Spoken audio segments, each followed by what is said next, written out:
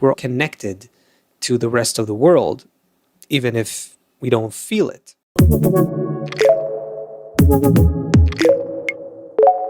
Much like how scientists discover that on the vegetative level of nature, for example, all the vegetation, all the plants of the world, of planet Earth, it's in some way connected, in many cases through an underground network of mycelium that connects pretty much all of the vegetation across planet Earth. So in a similar way, there's some sort of a connection, an interconnection between all humans that exists under the surface, under the hood. And we're not experiencing reality this way. We intuitively feel like we are separated individuals, and the entire world and all members of humanity feel to us like 8 billion separated individual beings. But behind the curtain, we're all connected to the point that we're actually a single collective entity. And that is one aspect of the deeper reality, the hidden reality, or in other words, the connected reality that we, through our ordinary bodily perception, can't experience. The people who have this unique desire for spiritual development have the ability to start developing the glasses, let's say, or the eyes through which we can begin to see these connections.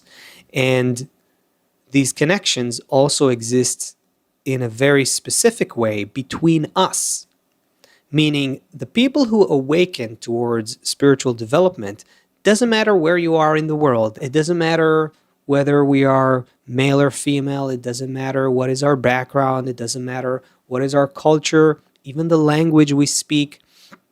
That desire connects us to a kind of an organism, a kind of a network that has a certain specific influence on the rest of humanity. And that's because all of humanity is developing as well towards spiritual development. But there is a difference between the people who just live their lives not even thinking about spiritual development and those who have a conscious thought, a conscious question, a conscious need to discover the spiritual world.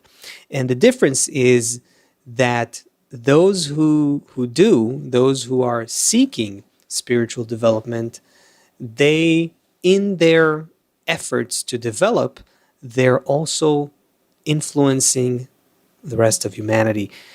That, of course, is not something that is instantly apparent to us, but it's something that you come to feel as you develop further and further, that the world is really not that huge and vast as it seems. It actually all is like a global village. And I'm not just talking about the physical interconnections, the globalization, such as global trade and commerce and banking systems and all that. These are just reflections of a deeper reality. And in that deeper reality, all of humanity is actually a single entity beyond time and space. And what we see in our world, this development that appears to us like the life and death of many generations after generations of mankind, that is the way in which we interpret reality, the way in which we perceive reality.